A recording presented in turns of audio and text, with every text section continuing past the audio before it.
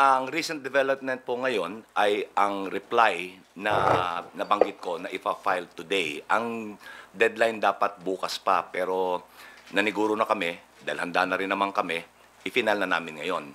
Medyo naantala ho yung pagpunta namin dito dahil inantay namin yung received copy ng Senate pati na yung received copy ng Office of the Vice President pati po ng kanyang mga abogado. Ito po yon. Yan yung sa Senate. And then, ito po naman, proof of receipt ng Office of the Vice President at ng kanyang mga abogado. Having said that, ako po ay handa ng tumanggap ng mga katanungan mula sa inyo. Thank you, Attorney Bukoy. We will take the first question from Bibian Gulia of ABS-CBN2. Magandang hapon, Attorney. Magandang hapon. Ano po yung highlights nitong reply na i-final ninyo sa Senado, particular doon sa mga naging argumento ni Vice President Duterte? Okay, ang highlight ho nito, number one, there are several highlights. Yung pinakauna ho, sinabi niya na walang articles of impeachment na dapat sagutin sapagkat wala naman ito. Ibinalik ito sa Kamara. Ngayon ho, ito ho ay mali ho ito sapagkat kung maaalala ninyo, nag-issue ng kautusan ang impeachment court. Sinasabi na na padalan ng writ of summons si Vice President Sara at ilakip dito yung articles of impeachment. So, nung sinerve po yung summons na yung articles of impeachment, na natanggap naman niya and sinagot niya. Pangalawa, yung articles of impeachment po, if you will remember, dinifer ng House of Representatives yung pagtanggap nito. Pinagpaliban. Pangatlo, nag-issue ng order ang impeachment court na they are not dismissing or terminating the proceedings. So, buhay na buhay ang articles of impeachment. Pangalawa, sinabi niya, she was deprived of, pangalawa, sabi niya, meron siya mga affirmative defenses eh. Sinabi niya na, unang-una, may violation ng 1-year ban rule. Pangalawa, hindi siya nabigyan ng due process. Number 3, that the Senate is not a continuing body. Let's break it down. Yung una po, na sinabi niya, hindi siya nabigyan ng due process sapagkat nung i-file yung complaint, yung tatlong complaint, hindi siya binigyan ng pagkakataon na sumagot dito. Ngayon, ganito po ang nangyari diyan. Yun hong Secretary General, nung tinanggap niya ito, inipon muna niya yung mga ibang complaints sapagkat alin ho sa doktrina nung Gutierrez versus the Committee on Justice, sinabi ng Supreme Court na maaaring buuin muna lahat ng complaint bago i-transmit o i-refer sa Speaker of the House. Na walang paglabag yon. Ano ang dahilan? Ang iniiwasan ho, ayon sa Supreme Court, merong isa, yung mauunang mag-file, na flimsy o walang kabuluhan just to bar other legitimate impeachment complaints. So, sabi ng mataas na hukuman, pwede yang ibigay, buuin muna, tsaka ipapasa. Ang importante, yun hong papasok siya dun sa 10-session day rule. 10-session day rule. Ngayon, mula ho nung final, yung pinakaunang impeachment complaint, hanggang dun sa pinakahuli, na ipinal, yun ho, December 2. Yung pinakahuli, February 5. Yan ho yung ang nakapirma, more than 1/3 ng mga congressman. Pasok ho yan lahat sa 10 session days na requirement.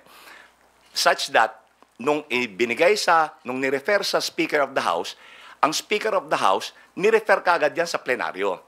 Ngayon, ang nangyari sa plenaryo, dahil meron ng more than one-third, And ayon sa batas, pag more than one-third, yan na yung articles of impeachment. So, ngayon, hindi na kailangang i-refer yung tatlo. Dahil may articles of impeachment na eh. Doon ho, sisipa na yung 1-year bar rule. So, yun din ho, ito ay in relation doon sa una kong nabanggit, yung jurisdiction dahil nag-violate daw ng 1-year ban rule. Hindi po. Lahat ho ng impeachment complaint ay pumasok doon sa requirement na 10-session day rule. Pangalawa, ang sinabi niya, hindi siya nabigyan ng due process. Okay? Yung due process, there are two ways of initiating an impeachment complaint. Yung unang kong paraan ay saklaw yung dalawang method. Yung isa, reklamo or complaint ng isang miyembro ng Kamara, verified complaint. Yung pangalawa, verified complaint ng isang mamamayan na inendorso ng miyembro ng Kamara. Yung pangatlo, yung more than one-third. Ngayon, yung due process na sinasabi niya, ito po ay nag-a-apply kung ang complaint was initiated by referral to the Committee on Justice nung first two methods. Yung complaint ng mamamayan na inendorso ng miyembro ng Kamara or yung reklamo ng miyembro ng Kamara. Yan ho, dadaan yan sa proseso sa Committee on Justice. They will determine if it is sufficient in form. Tama ba yung forma? And sufficient in substance. Tama ho ba yung nilalaman? Ayon ho ba yan sa framework? Ngayon, tsaka ho magkakahiring yan. Tsaka magkakahiring. Ito, ang nangyari dito, nagkaroon na ng yung impeachment proceeding ho, nag-kick in yung 1-year ban dahil yung impeachment process na initiate through the more than one-third endorsement ng mga miyembro ng Kamara. Kaya ho, hindi na kinakailangang mag-hearing. Ngayon, yung due process ho yan, it is satisfied pagka binigyan siya ng pagkakataon na sa pagkakataon niya na magpresenta ng ebidensya at ipagtanggol ang sarili niya sa impeachment court.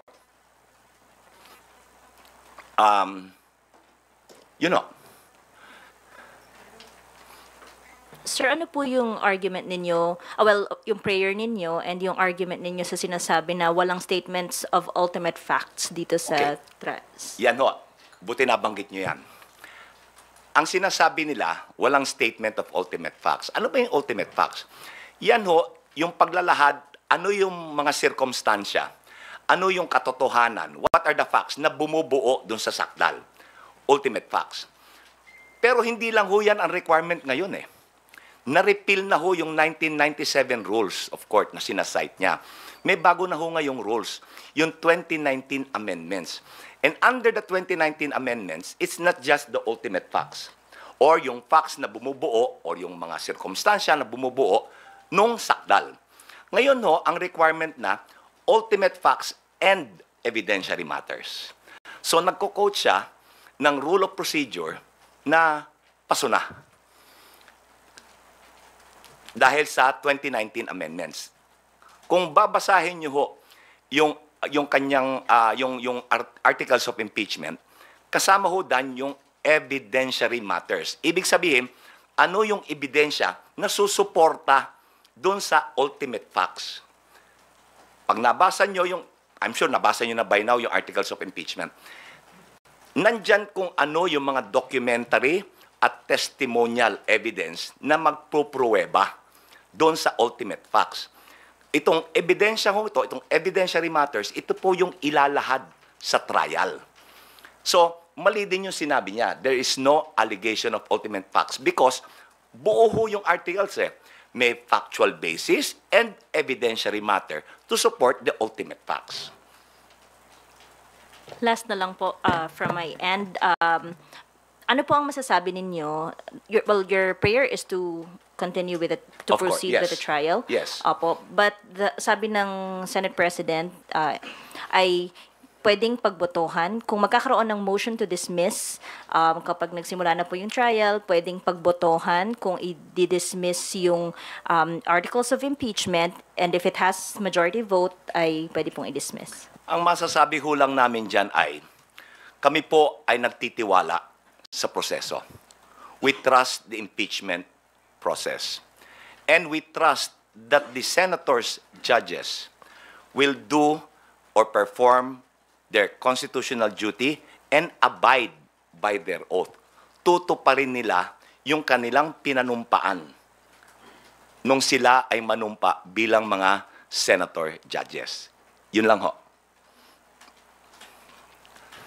Thank you, BBN. Kat Porbes from Radyo sorry, sir. May nakalimutan ako. Go ahead, sir. Dahil tatlo yung sinabi ko kanina.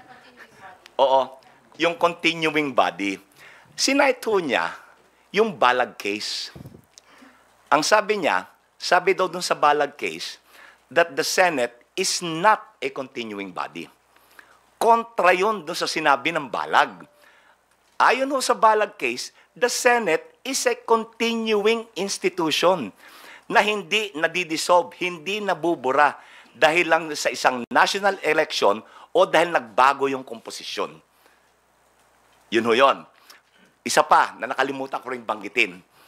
Ang nirereklamo niya na tatlo yung naunang impeachment complaint.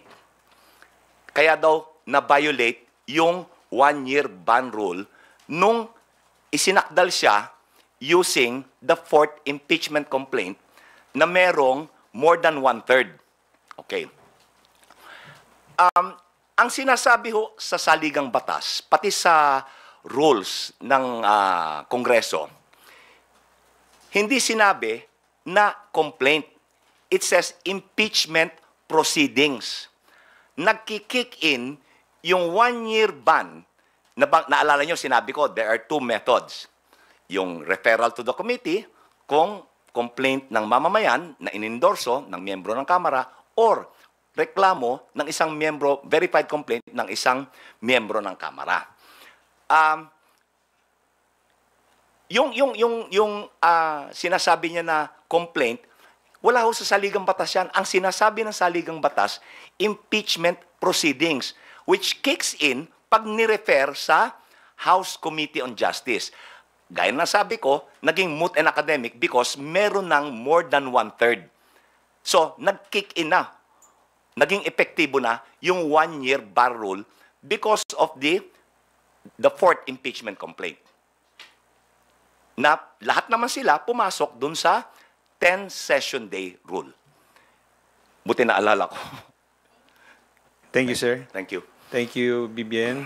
Kat Porbes from Radyo Pilipinas. You may now ask your questions. Sir, balikan ko lang po yung dun sa sinabi kanina ni Vivian na yung possibility po na pagbotohan yung dismissal or even nga daw po yung conviction, pwede daw pong pagbotohan siya ng majority. Meron pong naunang statement no si SPS Codero na sabi niya, wala namang bawal na motion. Yan ang problema ko sa marami nagsasabi na kung ano-ano. Asan ba yung rule? Asan ba yung provision sa saligang batas or rules on impeachment na bawal ang ganito o ganyang klaseng motion? Just because wala pong nakalagay, ibig sabihin po ba pwede ba siyang gawin just because walang explicit po na nakalagay? And pangalawa na lang po, kung sakali man po na umabot po dun sa punto na meron pong motion for dismissal, ano po ba yung pwedeng maging recourse ng prosecution panel? Ulitin ko ho. We trust the process of impeachment. We trust that the senators, judges will perform their constitutional duty and abide by their oath. Ngayon, kung ilalagay nila sa boto yan, hindi namin mapipigil yan. Dahil sila ho yung husgado eh. Ang recourse namin, later on, pag nangyari yan, maaaring umakyat kami. Maaaring umakyat kami sa Supreme Court. Wala tayong magagawa kung mas matagal siya. Eh, nandiyan na yung sitwasyon eh. Hindi naman pwedeng tanggapin na lang natin. So, we will find recourse. Pero, hopefully, hindi tayo aabot doon. Hopefully, they will do what is right. According to their judgment. Yun lang po yung clarification. Thank you po. Thank you, Kat. Next question will come from tapos na si Bibian, ano? Si Marian Enriquez from TV5. Hindi po kaya, yun din yung gusto sa ng Senado na dalhin ng Kamara, ng prosecution, itong issue nga ng impeachment sa Supreme Court. Ayoko ho maghaka-haka na yan ang gusto nila eh. Mahirap po maghaka-haka dahil magtiwala ho tayo sa proseso. And then, bantayan na lang natin kung anong dapat nating gawin kung umabot sa ganong hangganan. Uulitin ko, may tiwala pa rin kami sa proseso. Kung hindi tayo magtitiwala sa proseso, there will be chaos. Sir, can you elaborate? There will be chaos. What do you mean by that? Well, we are a democracy. We are governed by rules. We are governed by law. Kung mawawalang bisa ang batas, there will be chaos. There should be order. Kaya ho nandiyan ang batas for order. Kaya ho, rule of law is primordial.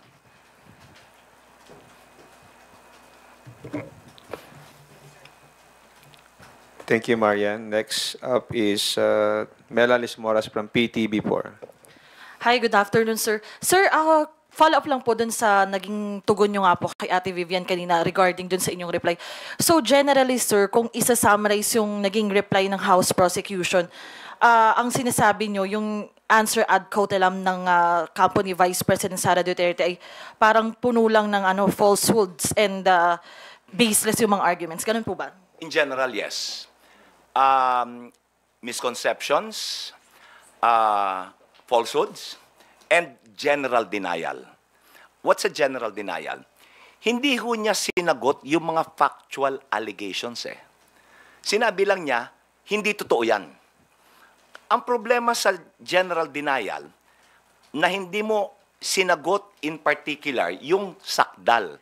Dapat kasi pag i-deny mo, sasabihin mo kung bakit. Sinabi mo ganito, hindi totoo yan sapagkat. Okay? Wala siya nun sapagkat. Ngayon ho, sa batas, ang general denial is considered an admission. Ano yung mga marami siya, hindi niya tinanggi that there was an attempt, merong attempt na supilin, to suppress yung paglabas ng mga dokumento from COA. Kung maaalala nyo, nabanggit ko sa dati kong paglalahad, itong kanyang chief of staff, si Attorney Lopez, sinulatan ng COA, huwag kayong makikipagtulungan. Huwag nyo ilalabas yung mga dokumento. Hindi niya itinanggi yun sa answer. Hindi niya itinanggi na malaking halaga ng confidential and intelligence funds ay nagasta sa napakaiksing panahon. Yung example ho dyan, yung 125 million, na ginasta in 11 days. Hindi niya itinanggi yan. Hindi niya itinanggi na yung mga liquidation documents. Sinabi namin, fake ito, fictitious yung taong to. Hindi niya in-address yun. Quiet. Sinabi lang niya hindi totoo. Among others, yun ang ibig kong sabihin, na dapat pag ikaw itatanggi mo, if you will deny it, you should say why you're denying it. Hindi totoo yan sapagkat ito ang tunay na nangyari. Yung kanya, sinabi lang yan, hindi totoo yan. So, sa amin ho, sa batas yan, that's an admission. Opo, very clear. And sorry sir, last na lang po from my end.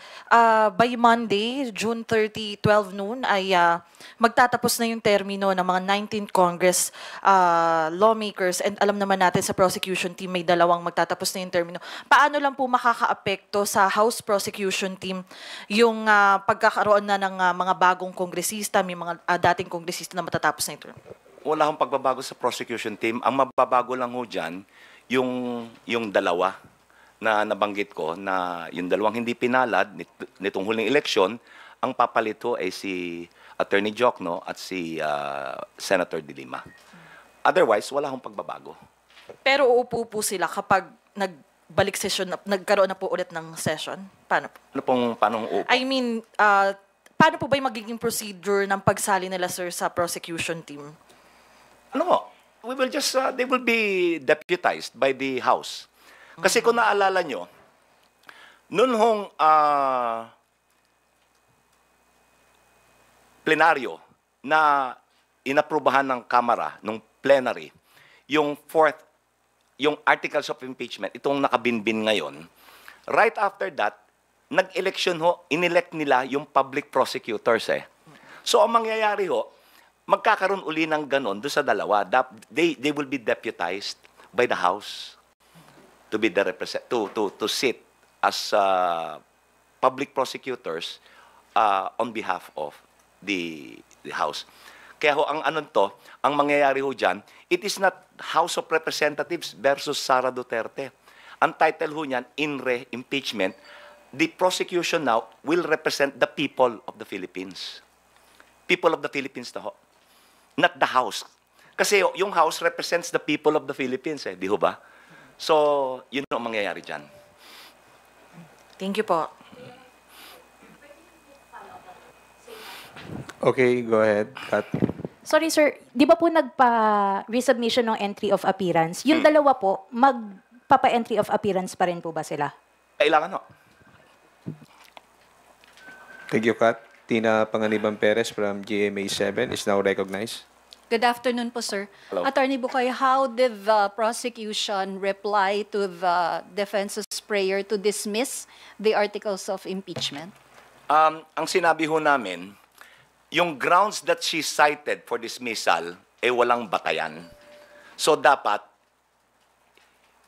ma-deny. Walang batayan, yung grounds for dismissal, yun ho yung diniscuss ko kanina. Yung one-year ban rule, she was not afforded due process, Senate is not a continuing body, yun ho kaninang diniscuss ko. Na mali ho lahat eh. So, dapat i-dismiss. Hindi dapat hindi bigyang pansin. So may prayer po yung prosecution na mag-trial na po tayo. Yes. Dapat yung no prohibited motion pero ilang beses na po nasagot. Thank you. Ang prayer ho ng prosecution is to deny the dismissal and to proceed to trial. Yun lang ho naman ang gusto natin eh. Yun ang gusto ng bayan eh. Ilabas ang ebidensya. Ilabas ang ebidensya ng prosecution and then ilahad niya ang ebidensya niya. Thank you. We will now hear from Earl Tobias of IBC 13. Hi, sir. Good afternoon po, attorney. Attorney here. sorry. Ayun. Hi, sir. Sir, attorney, connect ko lang dun sa tanong na hindi nga po na for the prosecution, hindi na fulfill ni Vice President Sara Duterte yung dinedenay niya to, pero bakit? Isa po dun sa mga rason na nabanggit niya sa answer ad cotelem ay wala namang limitasyon sa kung kailan o kung gaano dapat kabilis yung paggastos ng confidential funds patungkol po dun sa 125 million. So, attorney, i-consider niyo po ba yun na again, another tactic ng pangti-technical? Kasi ho ganito, no? Hindi lang ho naman pinag-uusapan kung gaano kabilis ginasta. Saan ginasta? Yung confidential and intelligence funds ho, ay para sa particular na layunin. It is for a specific purpose. Yung lumabas ho doon sa mga hearing nung Committee on Good Government, yung Blue Ribbon Committee, lumalabas na hindi para sa ganoon layunin yung pinagkagastahan eh. Hindi lang ho yung bilis. Nakakadagdag lang yung bilis. Ang bilis mong ginasta, pero hindi para sa layunin na dapat doon mo ginastos.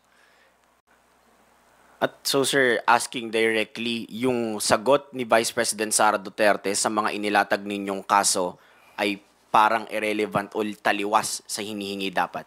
Yun ang scrap of paper. Tinuring niya yung articles na scrap of paper, yun ang scrap of paper. Walang, yung sinagot niya, walang halaga. Okay. Sir, follow up na lang with that. Kasi sabi, without ultimate facts din daw, parang full conclusion, total conclusion, yung buong articles of impeachment daw. At isa dito sa mga sinasite ni Vice President Sara Duterte, wala naman daw pong kontrata doon sa kanyang pagbabanta sa buhay ni Pangulo, ng First Lady at ng House Speaker. Alam niyo ho, yung pagkontrata ng mamamatay tao, hindi ho naman sinusulat yan eh. Hindi ho ba? Hindi naman sinusulat yan eh. I agree to kill, etc. Walang ganun eh. Kasi illegal eh. Eh siya na rin yung nagsabi, kumontrata ako ng asasino, ng mamamatay tao. Hindi naman sa amin ang galing yan, sa kanya. At inulit pa niya. Hindi ho ba? Another interview, inulit niya. Kung maalala nyo, nung una yung sinabi niyan, na ipapapatay ko, may kinontrata na ako, no joke. No joke. So anong kontrata ang pinag-uusapan natin? Kontrata na, nasa kasulatan, nakanotaryo? Come on. So sir, whatever the Vice President stated online and publicly is evidence enough? Yes, kasi ho, siya mismo, ginagamit din niya, admission against interest, ginagamit din niya against the Secretary General. Yung interview ni Karen Davila, ginagamit mo yun, pero ayaw mong gamitin namin yung ginawa mo online, broadcast. So selective. Kung ano yung makakapabor sa kanya, dun siya. Kung hindi, ayaw niya. Di ba? Thank you, Attorney, for the direct answers. Last from my end po. Sa usaping Constitution pa rin, napapag-usapan yung forthwith, pero nasa linya rin po under the accountability of public officers that public office is a public trust. Public officers and employees must at all times be accountable to the people. Sa nangyayari po ba sa impeachment trial, nasusunod po ba yung at all times na accountability na dinedemand sana sa mga public officials? Yan ho ang lalabas after malahad ang ebidensya. Yan ang lalabas after makinig ang panig ng prosecution, makinig ang panig ng depensa. Now, yung question of accountability, papasok na. Titimbangin yung ebidensya ng magkabilang panig. Yun ho ang sasagot, yun ang tutugon sa katanungan nyo. Thank you, Earl. Janes Capanti from GMA Online. Sir, good afternoon po. Hirap maghanap, silaw eh. Sir, Senator Alan Cayetano said yesterday that the Senate will only allow the presentation of evidence against the Vice President if the Senate Impeachment Court rules that the impeachment complaint is constitutional or wala pong constitutional defect. That's what he said. So do you agree with his position po that the Senate Impeachment Court should rule first that the complaint that the House filed is constitutionally sound? Okay. Yun yung constitutional compliance ay nailahad ho namin yan eh. Doon sa reply, pinaliwanag ko. I think partially, kanina napaliwanag ko na rin kung bakit kami compliant. Including, idadagdag ko, yung submission namin, sinertipikahan ng Kamara that there was no violation of the one-year ban rule and the articles of impeachment complied with all constitutional requirements. Narinig ko na sinabi ni Senator Cayetano na Follow-up, sir, kasi sinabi niya rin na there's no need to panic, addressing concerns that the trial could not proceed. No need to panic. What's the worst that can happen? They could file again next year. Yun po ang sinabi niya. So how do you take it? well, the worst that could happen is that we ignore the Constitution. We brush aside the Constitution. We are a country governed by the rule of law. And uulitin ko, we trust the process. Thank you po, sir. Thank you, Linesca. Vic Sumintak from Net25. Attorney, magandang hapon po. Hello. I just want to follow up regarding the question of CAT. If ever na the impeachment court mag-decide sila doon sa appeal ng depensa to dismiss the impeachment case against the Vice President Impeachment Court. My question is the decision of the impeachment court as sui generis is reviewable, can be reviewed by the Supreme Court or can be appealed to the Supreme Court? Yes. Because the Supreme Court is the ultimate arbiter to determine whether an act or a law or a regulation is constitutional or not. They're the final arbiters. But attorney, on the case of judgment, acquitted or convicted, di ba, hindi pwedeng Hindi pakialaman po, na? hindi pwede. Kasi pag ang pinag-uusapan, judgment of guilty or not guilty, that is not reviewable by the Supreme Court. Ang reviewable ho, subject to judicial review, is compliance with constitutional parameters. Okay. Sir, another follow-up. You stated a while ago na if ever na mag-decide ang Supreme Court to dismiss the case, Supreme Court? impeachment court, Okay. there will be chaos. So ano yon? No. There will be a constitutional crisis. No, hindi ko po sinabing there would be chaos. It might cause. Chaos. Opo. Kasi, ang ibig kong sabihin, pwede hong hindi tanggapin ng bayan yan, pwedeng tanggapin, that is one scenario. Hindi ko sinasabi na dapat magkaroon ng chaos. Hindi ho. Okay. No, no. Sir, to be specific lang, kung alimbawa ganon, i-dismiss nila, magkakaroon ng constitutional crisis? O what? Well, kung i-dismiss ho nila without trial, Yes. wala ho namang constitutional crisis because iaakyat nga sa Supreme Court. Pwede hong i-review eh. Kung tama yung pagkaka-dismiss ng walang trial yung articles. Kung walang paglilitis, outright i-dismiss. Pwede naming iakyat eh. Pero yung decision, whether guilty or not guilty, inappealable. You cannot appeal that. Okay. Thank you. Okay? I never said there will be chaos. Don't get me wrong. I never said there will be chaos. There might. It's a possibility. Pwedeng tanggapin ng bayan, pwedeng hindi. Everything is possible. Pwedeng tanggapin, pwede wala. Because ang ultimate na boss ho natin ay ang taong bayan eh. Thank you. Thank you, Vic. Rosalie Cas from UNTV. Go ahead. Hello po. Good afternoon po, Attorney. Hi. Yeah, last interview with you via Zoom po kasi na-mention nyo po, yun pong balak nyo after na ma-submit yung pleading or yun pong tugon sa reply. answer ad cautelam. Opo, can you walk us through what will happen next after you submitted to the Senate your reply to the motion of VP Duterte? Itutulak nyo pa rin po ba yung pagkakaroon ng pre-trial Yes, ng mas maaga? Opo. Kasi yung pre-trial is very convenient for all parties concerned. Dahil sa volume, sa dami ng aming dokumento, mahirap po itong i-identify eh. Pagka nagtatrial ho kasi, kada piraso ng ebidensya, ipapa-identify mo, mamarkahan mo, so tatagal ho yung proseso. With a pre-trial, may pre-marking. So, pag presenta mo sa testigo, markado na. Ipapa-identify mo na lang. Malaking convenience.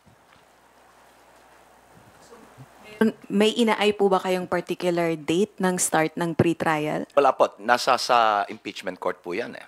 Pero para ho sa amin, mas maaga, mas maganda. Ay, may nabanggit din po si Senate President Escudero na yun pong inyong pagiging spokesperson ng House Prosecution Panel is only until June 30 and kailangan po ba na i-renew yung designation nyo na yun pagpasok ng 20th Congress? Hindi na ho pa dapat pagtalunan yan dahil madali ho naman i-comply yun eh. Madali ho i-comply. Hindi na ho dapat pagtalunan yan.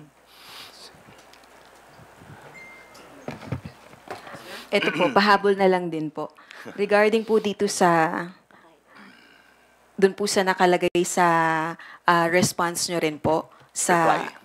that the only legal strategy of the defense is to have the case dismissed and avoid trial. Can you elaborate po and explain? Nandyan yun, nandyan ho yun, parang napaloob din yan doon sa reply eh, na given the answer ad cautelam, yun ho yung direksyon na tinutuhog eh, to dismiss without trial. Ba't niya in-erase yung mga issues about one-year bar rule na sinagot naman namin, absence of due process na sinagot namin, yung Senate is not a continuing body na sinagot namin, wala yung articles of impeachment na sinagot namin. So, they want a shortcut. Wala ng trial. Dismiss na lang. Kaya doon sa prayer namin, i-deny yung kanilang motion to dismiss. Thank you. Marian? Sir, sorry. Sir, there's also this part po dun sa reply. Respondent's prayer to dismiss the articles of impeachment on technical grounds must be denied on the ground of public accountability. Cannot be skirted by citing procedural shopping. Can you elaborate on Okay, ganito ano. Ito yung nabanggit ko noon, wagging the dog. Ano yung wagging the dog? It's an idiom. Mas binibigyan ng halaga yung merong lesser value kesa sa mas importante. Ano bang mas importante dito? Yung substance, yung katotohanan. Okay? Hindi yung procedure, technical. Yun ang walang maisagot sa substance. Ang tutuunan nila ng pansin, yung technical. Yun yung ibig sabihin yan. Mas pinapaigting ang kahalagahan ng procedure, technicality, kesa doon sa substance ng complaint. Dapat sagutin mo yung reklamo. Kung maalala nyo, mula nung hearing doon sa Committee on Good Government, ganyan at ganyan din.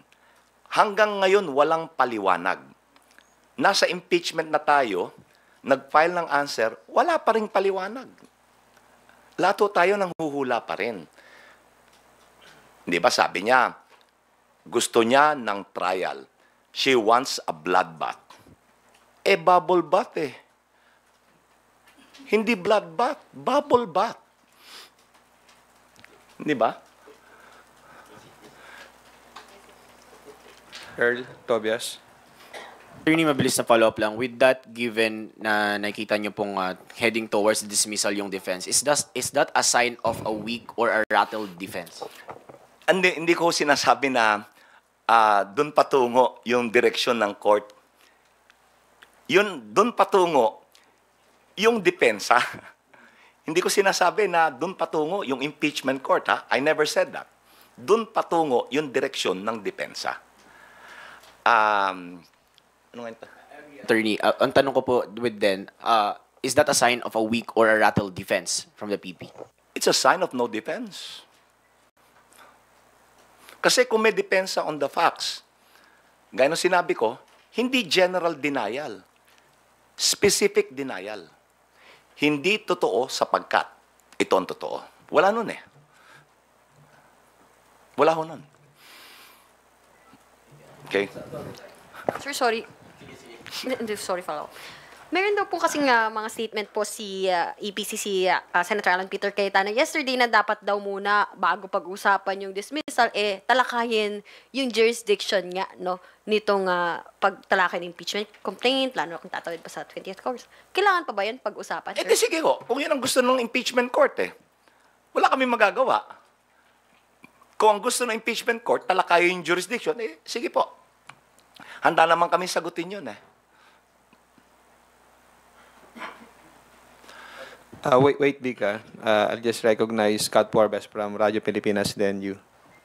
Sir, out of curiosity lang po, kasi si Attorney Michael Poa, itinalaga po siya as spokesperson ni VP Duterte for the defense.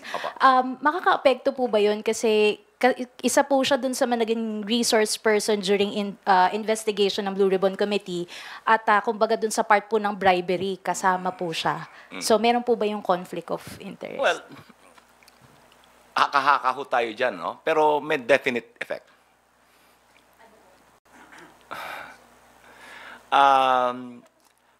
Kasi, there are two ways of looking at it. Sa isang banda, dahil nagtestigo siya, may transcript na yan, di ba? So, ang option, gamitin ba yung transcript or gamitin siya? as a hostile witness. So, marami hong dynamics involved na abangan na lang natin. Abangan na lang. Pero marami yung dynamics eh. Maraming dynamics dyan. Dahil gaya ng what you pointed out, true, ginamit siya. Tumestigo siya. In fact, as a co-conspirator. Di ba? So, I think from there you can draw your own conclusions. Pero may epekto talaga. Thank you, Kat.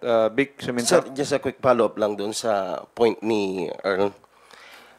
Sabi nyo nga, doon patungo yung depensa, yung outright dismissal of the impeachment case. Hindi kaya talagang doon pupunta kasi guided by the motion of Senator Judge De La Rosa. In the first place, kaya nagkaroon ng ganyang issue na sumagot sila ng pati sa answer ad coelam dahil nga doon sa motion na yon to dismiss. Ayoko hong maghaka-haka na sinundan nila yung lead ni Senator De La Rosa. Haka-haka na ho yan eh. Pero sa pamamaraan ng pagsagot, ayaw mag-trial. Tahasan kung sasabihin.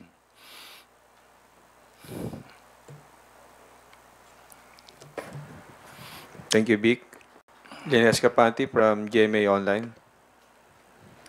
Sir, on the yung possibility ulit of motion to dismiss, should the Senate Impeachment Court entertain a motion to dismiss similar to what was put forward by Senator De La Rosa, given that the Senate already discussed that motion and amended it, in the event na ganun ulit, may mag-move ulit, kahit hindi si Senator De La Rosa, defense or any other senator judge to dismiss outright, should the Senate Impeachment Court entertain that motion, deliberate on that motion, kahit na napag-usapan na thoroughly before? Hindi ho namin mapipigilan yan kung gusto nilang i-entertain yung motion eh. Hindi ho namin, we cannot object. Sila yung husgado eh. We cannot object kung yun ang unan lang gustuin.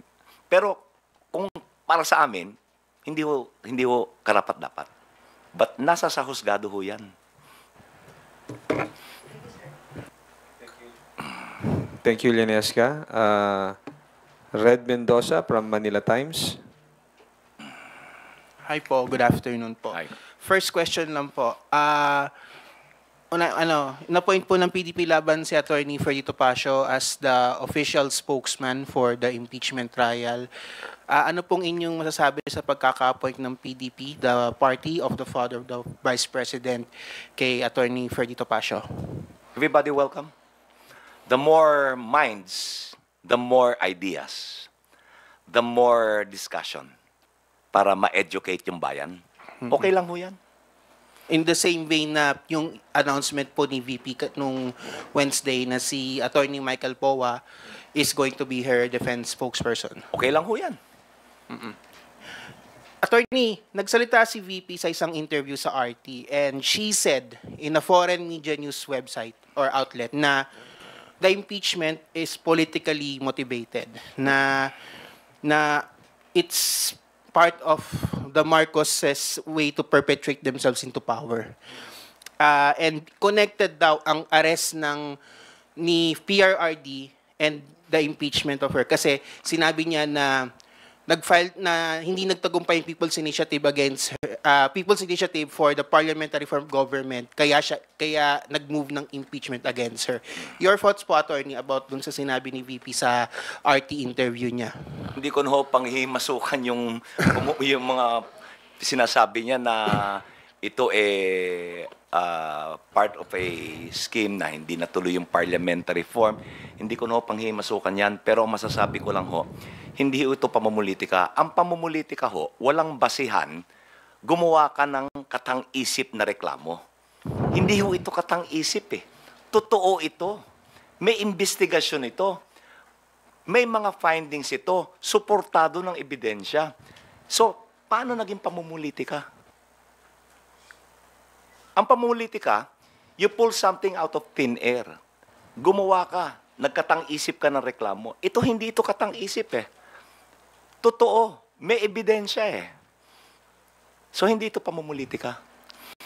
She also claimed in the RT interview na meron daw isang nagkaroon doon ng nagkabayaran daw sa impeachment. Ito yung sinasabi na 150 million and she quotes yung sinabi ni Toby Chanco na nagkaroon doon ng bayaran for the impeachment trial. She said it in an international news outlet. So, of course, masasabi ng mga, of course, this is Russia Today, state-sponsored, alay ito ni former President Duterte, Putin. So, of course, makikita sa ibang bansa na ang impeachment natin dito, dinadaan lang sa bayaran. What's your take on this? Haka-haka lang ho yan. PR. Kung talagang may basihan yan, di magreklamo siya. Ilahad niya yung reklamo, formal niya. Attorney, pag nilabas si Attorney Chanco sa defense at siya yung gawing principal witness dun sa bayaran, is the prosecution ready to cross-examine him? Oh, of course. Kung talaga ho ba naman eh. So we'll test the credibility, we'll test the value of the testimony. Hindi ho namin naawatin. Sila ang may choice kung sinong inuupo nila eh. Just like kami, may choice kung sino yung iuupo namin. And last question na lang po on my end. You said nga po na parang yung sa sinabi niyo na it's a sign of no defense. Of course, parang you're saying na the lawyers of the Vice President, Fortuna Salazar, are not good at defending the Vice President. Kasi sinabi niyo, it's a sign of no defense for the Vice President. So, ano pong ibig sabihin niyo po dun sa it's a sign of no defense? I'm drawing a conclusion from what was filed. Hindi ko hinuhusgahan ang kakayanan ng mga abogado. Dahil, gaya ng sinabi ko nung una, ako po ay nirerespeto ko po yung kakayanan nitong mga abogadong to kasi kilala ko sila. We were contemporaries at the UP College of Law. Kaya nga sinabi ko, the Vice President is in good hands. Mahusay na mga abogado to. Alam nila ang ginagawa nila. Kasi po, medyo lang man po, sinasabi nyo, it's a sign of no defense. Parang you're precluding na na walang depensa yung sa pleading na nakita ninyo do sa answer niya na parang it's not walang kadepensa yung Vice President, parang she's evasive sa defense niya. Yun ang basa namin do sa complaint, do sa answer. Yun ang basa namin. Walang depensa. Hindi ko hinuhusga ng abogado. Yung answer ang hinuhusgahan ko. Hindi yung abogado. Gaya na sabi ko, inirerespeto ko ang mga abogadong yan, mahuhusayan. Kung hindi mahusayan, hindi kukunin niya ni BP Sara. Di ba? Hindi kukunin niya kung hindi mahusayan. May tiwala siya sa mga abogado niya. So, inirerespeto ko yan. Yung choice of lawyers, inirerespeto ko. And like I said, she's in good hands. Okay. Thank you. Okay. Thank you, Red. We will now proceed with the closing statement of Attorney Bugoy. Okay, ngayon po, we are at the brink of proceeding to trial. Sana, umusad na tayo para we can put this behind us so that this is healthy for democracy. Ito hong nagiging usapin natin. Ang tao ho ngayon, nagkakaroon ng interest. Ano ba itong impeachment? Ano ba itong pananagutan?